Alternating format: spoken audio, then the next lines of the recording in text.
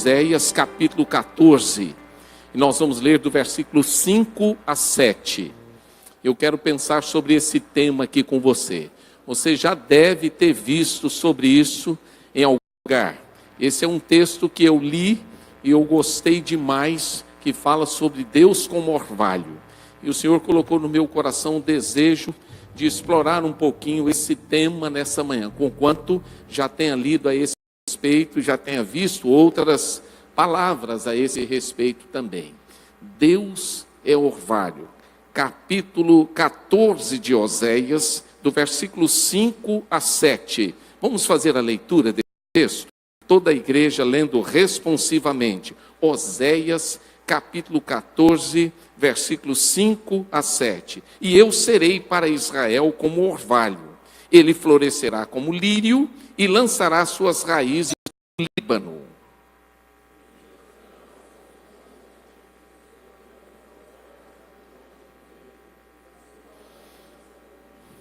Voltarão os que habitam a sua sombra, reverdecerão como trigo e florescerão como a vide, e o seu renome será como do vinho do Líbano. Meus irmãos, a Bíblia nos apresenta Deus de várias formas. A Bíblia apresenta Deus como nosso Pai. A Bíblia apresenta Deus também, nós vamos encontrar na Bíblia como pastor. Vou pedir o Maurício ajuda aí para passar aqui, porque eu não estou conseguindo, né? Deus como pastor, Deus como criador, Deus como sustentador, Deus como luz, Deus como fogo, Deus como sol e escudo. Lá no Salmo 84, 11 diz que Deus é o Senhor, é o nosso sol e escudo. Todas essas metáforas bíblicas são utilizadas para mostrar quem é Deus e o que Ele pode ser na nossa vida. Nesse texto, Oséias nos mostra que Deus pode ser um orvalho na nossa vida. A Bíblia diz, e o texto bíblico fala, e eu serei para Israel como orvalho. O que é o orvalho? Lendo sobre isso, pesquisei e descobri que o orvalho é um fenômeno físico. E sendo no físico, ele acontece quando a umidade se precipita por condensação em forma de gotas. Na verdade, pela diminuição da temperatura. Então, o orvalho é o contrário da evaporação. Se na evaporação o calor sobe, no orvalho ele desce, né? Há uma condensação do vapor e então ela desce em forma de gotas sobre a terra. É interessante que durante o dia o calor sobe para a atmosfera e durante a noite esse calor que subiu volta em forma de orvalho. Quem é que faz isso? É Deus. O nosso Deus é especialista em coisas fenomenais. Foi Ele quem fez isso. É interessante que a Bíblia diz que Deus quer orvalho. Deus. Algumas lições aprendemos. Uma delas é de onde vem o orvalho. O orvalho, via de regra, vem do alto. O orvalho não vem do rio, o orvalho não vem de alguma produtora de orvalho na terra, não vem de um ar-condicionado, não vem de nada disso. O orvalho vem do alto, ele vem de cima, ele vem do céu. Isso significa que há algumas coisas que só podem vir das mãos de Deus, que estão nas mãos dele. A cura, a restauração, a vitória não vem de nós mesmos. Há algumas coisas que nós não temos forças em nós mesmos e não temos condições de produzir em nós mesmos. Só pode vir do céu, só pode vir do trono da graça. Por isso, em Hebreus capítulo 4, versículo 16, diz assim: cheguemo-nos, pois, com confiança ao trono da graça, para que nós possamos alcançar misericórdia e achar graça, a fim de sermos ajudados no tempo oportuno. Você precisa do orvalho de Deus na sua vida? Então precise ir ao trono da graça, porque é do trono da graça que vai proceder toda a bênção, toda a vitória, toda a cura, tudo aquilo que nós necessitamos. A Bíblia diz que Deus é o orvalho que vem até nós. Com que propósito? Com o propósito de mudar a nossa história, com o propósito de influenciar a nossa vida, com o propósito de produzir um renovo no nosso coração. Diz o texto bíblico ainda que o orvalho tem hora certa. Pedi, Maurício, me ajuda aí, porque eu não estou conseguindo passar, né? O orvalho tem hora certa. Qual é o horário do orvalho? Via de regra, qual é o horário do orvalho? É à noite. O orvalho tem hora certa. De dia não cai orvalho. Não tem orvalho de dia. Por quê? Deus assim estabeleceu. E por que o orvalho desce à noite? É à noite em que a temperatura desce. É à noite em que esfria mais. É à noite em que é o momento propício para o orvalho descer. Há uma consideração, e eu lia sobre isso, que o orvalho desce na hora da noite, porque a noite é a hora mais difícil. É a hora da tempestade, é a hora em que nós não enxergamos muito, é a hora da escuridão, é a hora em que as circunstâncias adversas vêm. E eu fico pensando, será que a noite não é a hora importante para o orvalho, vendo a vida de Jesus? Qual foi o horário que Jesus foi ao Getsemane para entrar em guerra, em luta com Deus sobre a ida à cruz? Foi à noite. E ele chama os discípulos para estar com ele. E Jesus está sobre o orvalho ali no Getsemane.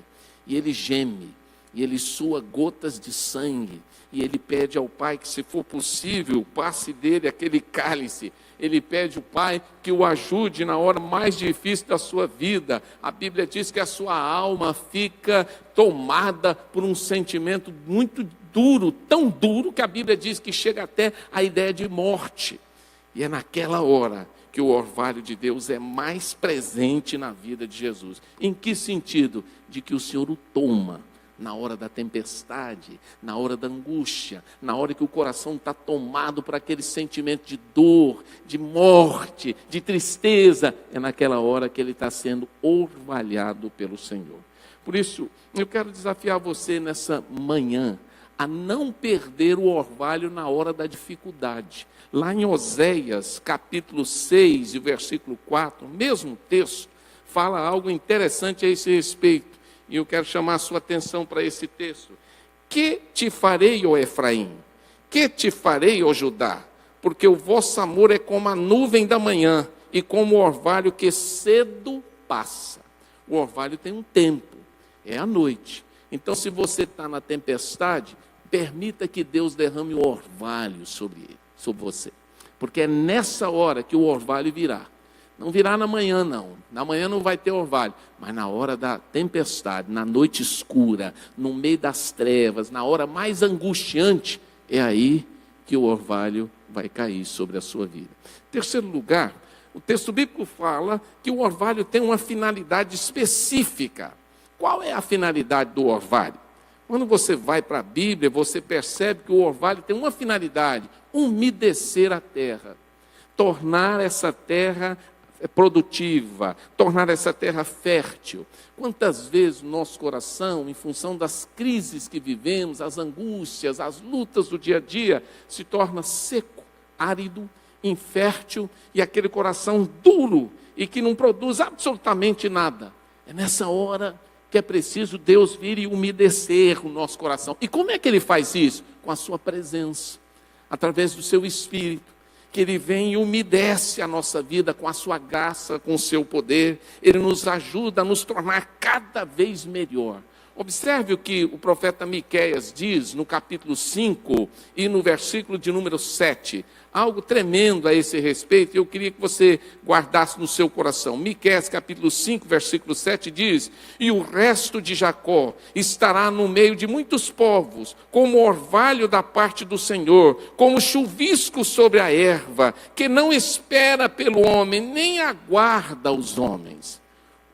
Deus não espera pelos homens, nem aguarda os homens. Ele manda o orvalho. E Ele manda na hora certa, na hora que Ele vê que a gente está petrificado, na hora que Ele vê que o coração está triste, na hora que Ele vê que o coração está amargo, na hora que Ele vê que o coração está querendo parar, é aí que Ele derrama o orvalho, para fazer com que haja abundância, para fazer com que haja fertilidade, para fazer com que haja bênção. E isso acontece através, é claro, da unção do Espírito Santo. A pergunta que eu quero fazer a vocês nessa manhã é: Você já foi umedecido pela presença de Deus nessa manhã? Se não foi ainda, Deus quer derramar do orvalho dele na sua vida. Mas não é só nessa manhã, é todas as manhãs. E para que o orvalho venha sobre nossas vidas, é preciso da palavra, é preciso da oração, é preciso do quebrantamento, é preciso da busca, é preciso se expor a Deus, para que Ele venha e molhe a terra dura, a terra que está tensa, a terra que está angustiada, para que Deus proporcione o ambiente que Ele necessita para que haja frutificação. Mas é interessante, em quarto lugar, aprendemos que o orvalho tem duas características, e eu quero chamar a sua atenção para as características do orvalho. Coloquei aquelas figuras só para você ter a ideia do orvalho, mas todo mundo sabe. Primeira característica, o orvalho é suave. Você nunca vai ver um orvalho caindo, fazendo a maior barulheira. Não existe isso. O orvalho é suave, ele cai sem alarde, ele cai totalmente diferente da chuva. A chuva cai com aquele barulho, você sabe quando está chovendo, você já sente aquele cheiro, você já sente aquele barulho, tudo. Mas o orvalho é diferente, ele é suave. Muitas vezes Deus age de uma forma na nossa vida que a gente não vê. Elias não via Deus agir na sua vida quando ele estava na caverna. A Bíblia diz que passou um vento, passou um furacão lá, passou as coisas voando para tudo quanto é lado, passou chuva, tempestade, mas a voz de Deus era suave e mansa. E é importante que você saiba discernir quando Deus está agindo em silêncio na sua vida. E quando Deus age em silêncio, via de regra a gente não percebe, mas Ele está agindo. E Ele está agindo com poder. Nós cantamos isso. Às vezes nós cantamos assim, Deus não rejeita a oração, oração é alimento, não é? Lá não fala que Ele age no silêncio? Age. Deus age no silêncio. E por que Ele age no silêncio? Porque Ele não quer fazer barulho. Ele quer simplesmente que você sinta a presença dEle. Sentir a presença de Deus é mais do que barulho, irmãos. É possível num culto dessa manhã, em que haja menos pessoas aqui, que a gente sinta muito mais a presença de Deus do que a igreja lotada, aquela barulheira. Talvez você possa até sentir. Não estou dizendo que a igreja lotada não sinta, não é isso. Mas eu estou dizendo que a presença de Deus, ela é muito caracterizada pelo silêncio, pela suavidade. E outra coisa que o texto bíblico nos diz é que o orvalho é algo contínuo. Interessante que você vai ver, o orvalho não falha. Deus sempre manda o orvalho, e ele é contínuo, e ele se renova, como as misericórdias de Deus, que diz a Bíblia, não tem fim, mas se renovam cada manhã.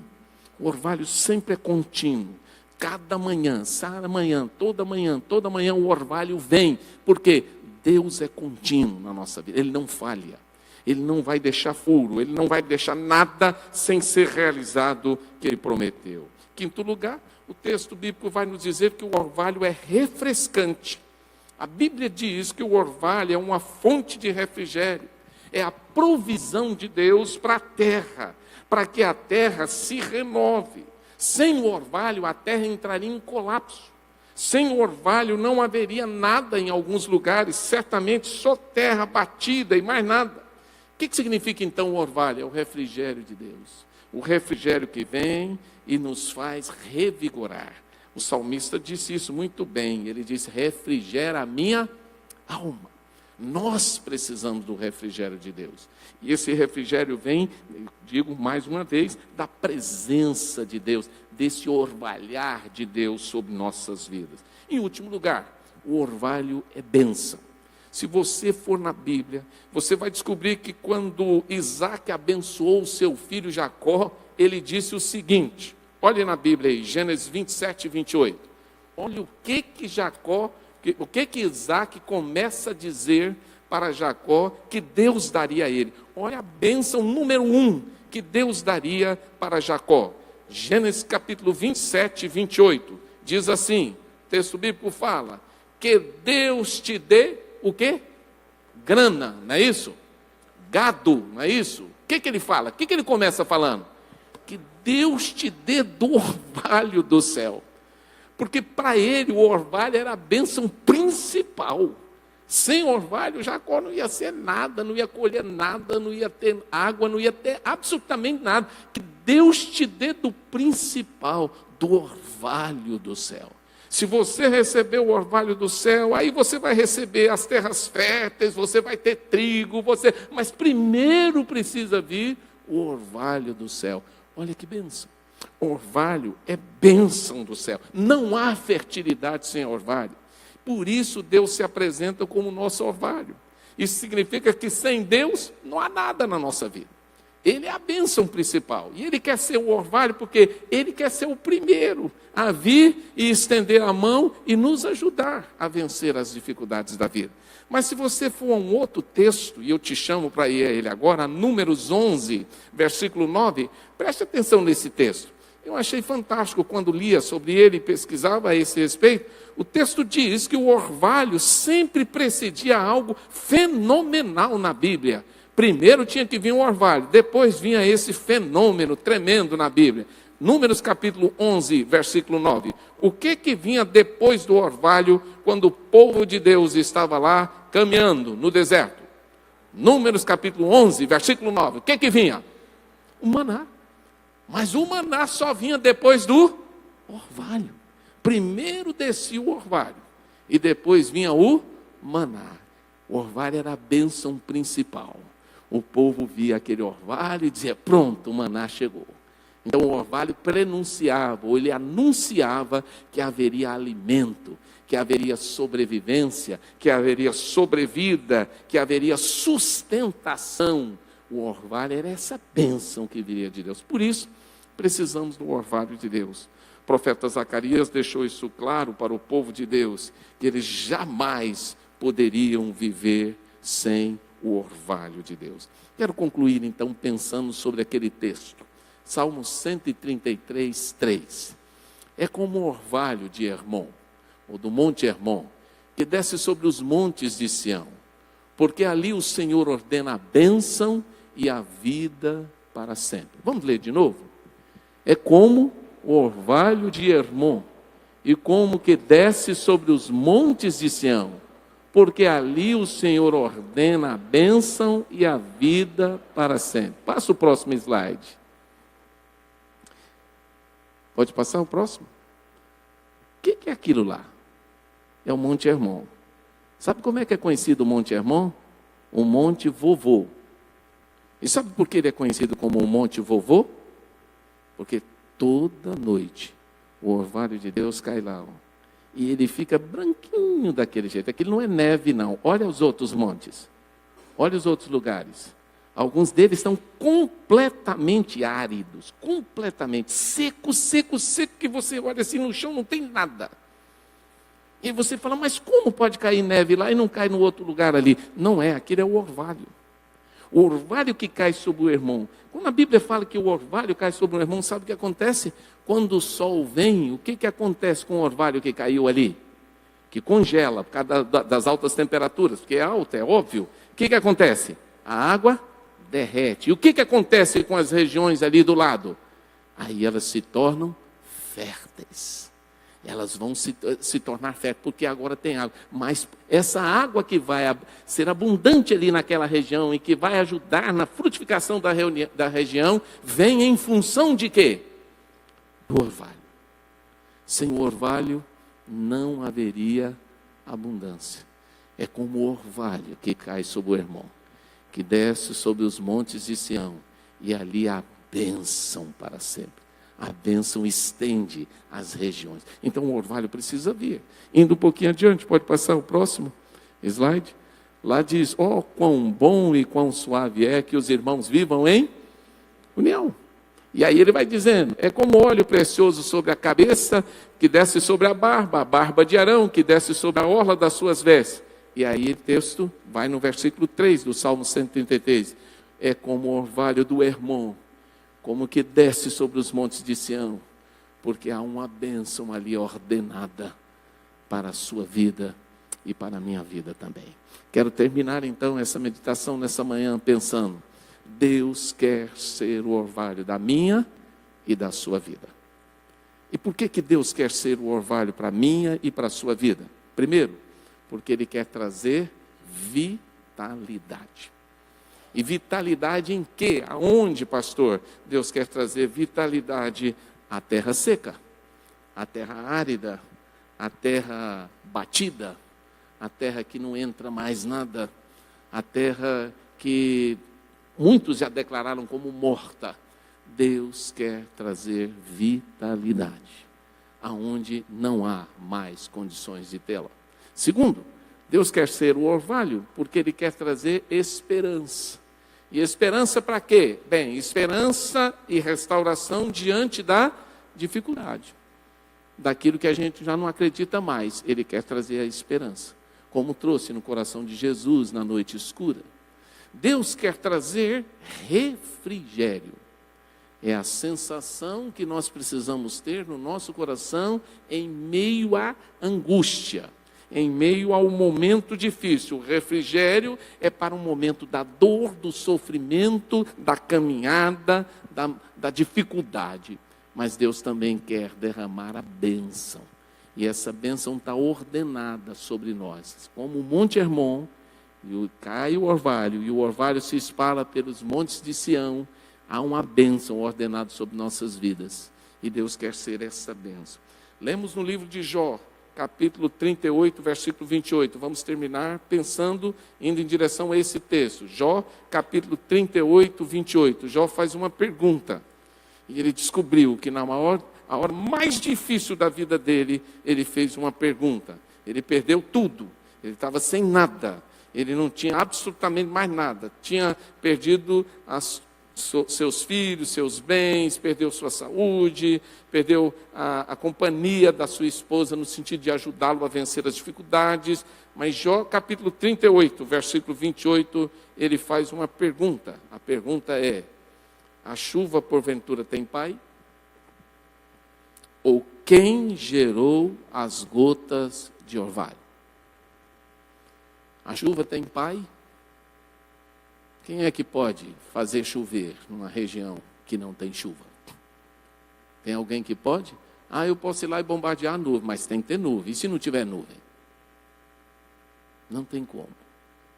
Mas ele pergunta uma outra coisa. Ele não está falando de chuva, ele está falando: quem é que gera as gotas de orvalho? Cada gota era importante para Jó.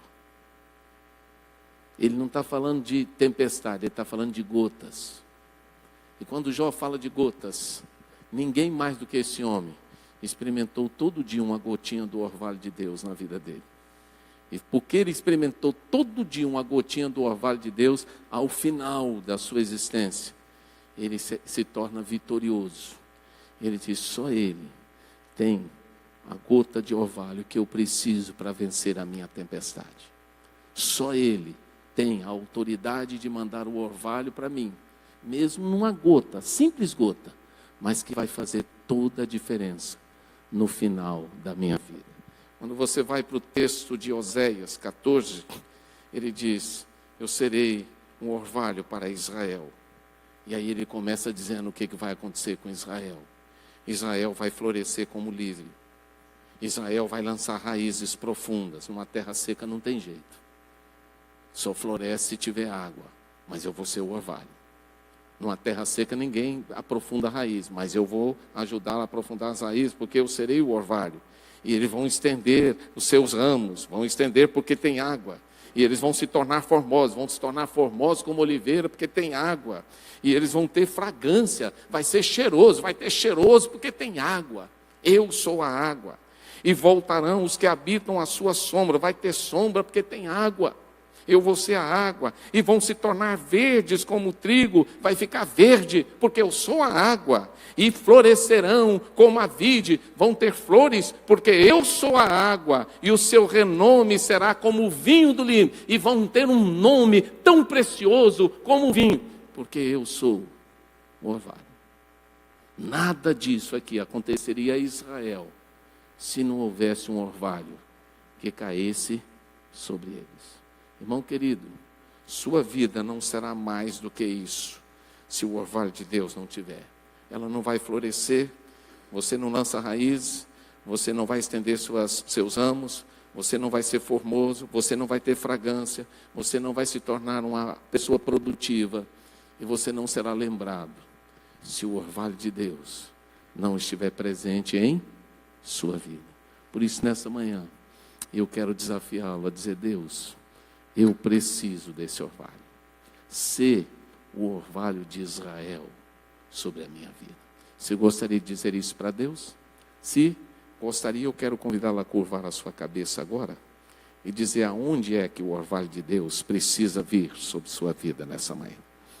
Eu não sei a área que Deus precisa derramar o orvalho, mas provavelmente você sabe aonde o orvalho precisa cair sobre sua vida. Talvez seja na área da saúde, talvez seja a área do casamento, talvez seja a área das finanças, talvez seja na área da fé, talvez seja na área dos projetos. Você precisa do orvalho. Deus, eu não posso caminhar sem esse orvalho na minha vida. Ser o meu orvalho cada manhã. Deus, cai sobre a minha vida, umedece a minha vida, torna fecunda, frutifica através da minha vida. Deus, eu preciso do seu orvalho. Ser o orvalho da minha vida. Você gostaria de dizer isso para o Senhor nessa manhã? Ele vai ouvir a sua oração. Ele coloca-se à disposição para orvalhar a sua vida e para transformá-la em algo muito diferente do que você tem vivido. Então eu quero convidar você, que precisa receber desse orvalho nessa manhã, a se colocar em pé agora em nome de Jesus, onde você estiver. Eu quero, pastor. Eu preciso do orvalho de Deus na minha vida nessa manhã. E eu quero que Ele jorre sobre mim todos os dias, gota a gota. Eu não posso dispensar nenhuma delas. Eu preciso de cada gota, porque elas são suficientes para mim, como foram na vida de Jó e de tantos outros, e na vida de Jesus. Eu também preciso do Deus que é orvalho para a minha vida.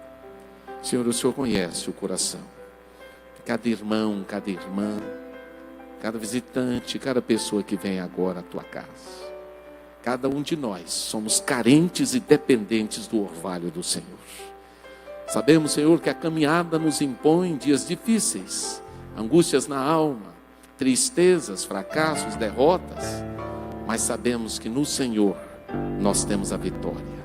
Por isso, Senhor, nessa manhã, nós pedimos que as gotas do teu orvalho nunca faltem sobre nossa vida.